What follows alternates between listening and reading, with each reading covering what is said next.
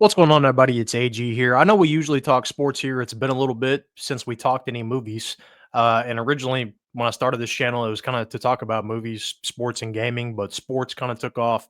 So we've really been focusing on that. But been getting some requests to do some movie reviews. So we're going to get back to that, start doing like, maybe one movie a month or something like that, but still focusing on sports, obviously, but talking a little movie every now and then. But one of the movies I've been wanting to review lately, and it's Christmas time right now. I'm a little late here, but figured why not review Black Christmas from the 70s, one of the better horror movies out there. Probably a top five horror movie, in my opinion, of all time. And a lot of people don't know about this. So that's what we're going to be reviewing here today.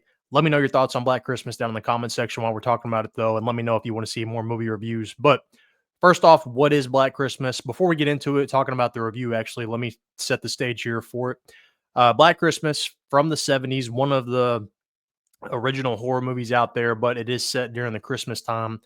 Basically follows this sorority house, these girls that are staying at the sorority on the college campus during Christmas break.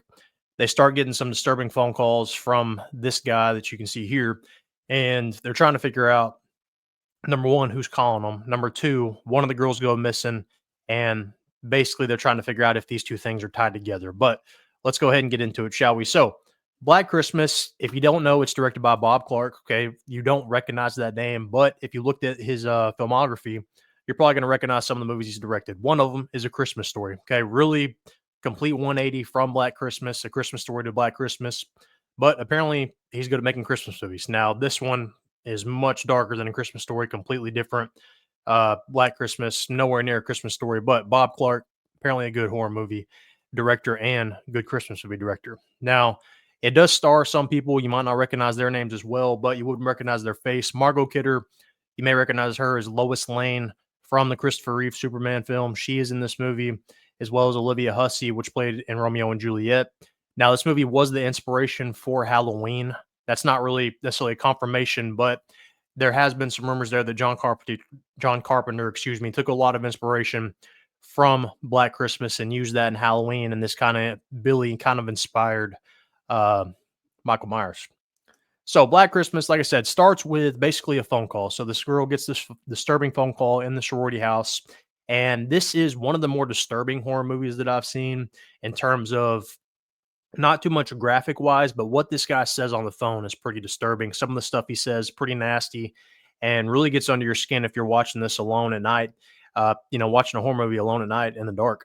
And this isn't one you just have to watch at Christmas. It is set in Christmas time. Now, some people are going to argue if it's a Christmas movie, because it's not joyful and cheerful, but it is set in Christmas. I would consider it a Christmas movie, and it's a good change up from the usual Christmas movies, from Home Alone, from Elf, from Christmas Vacation. This is a good change up if you want a horror movie, but this one, in terms of horror movies alone, like I said, top five for me, one of the more disturbing ones, just from basically what this dude says on the phone. And you don't know a lot about this guy, but it's pretty graphic, okay, in terms of what happens here. Now, the movie itself, not super graphic, just graphic in what he says on the phone. But like I said, one of the girls goes missing. One of the sorority sisters goes missing. They can't find her. They're trying to figure out what happened. And I'm not going to give you too many spoilers here if you haven't seen it. If you hadn't seen it, go watch it. It's on Peacock now, or you can probably find the Blu-ray or DVD on Amazon. But go watch it if you have not. Now, there's a couple of remakes. I wouldn't watch those. Those aren't near as good as this one. A couple of them are trash. But this one from the 70s, horror classic. But one of the sorority sisters, like I said, goes missing. And they're trying to figure out where she is, what might have happened to her, and if those phone calls and her disappearance are related. And the sorority house start listening into these phone calls because originally only Olivia Hussey hears the phone call at first. She picks it up and talks to him at first, and she's like, "Who is this?" And then he calls again. She's like, "He's back." Shares it with the rest of the sorority house. They start listening in, and then they say some stuff that really sets him off, and he goes crazy after that. But I like it because it is a switch up, like I was saying earlier, from the usual Christmas movies. It is set in Christmas, so I consider it a Christmas movie, and it's a good change up to watch a horror movie during Christmas. It's actually just a good movie in general. But one of the main reasons I like this one is the main guy, the main killer in this one, which is named Billy. You don't know a lot about this guy. Usually in horror movies, you find out way too much about the killers. You learn their backstory, some kind of unnecessary stuff that you don't need to know. The reason I like this one is you don't know anything about this dude. You can just tell he's disturbed. You tell he's got some crazy stuff going on, some messed up stuff going on in his life that he's probably had traumatized him in the past. And you don't see a lot of him. This is one of the only things you see of him is his eye.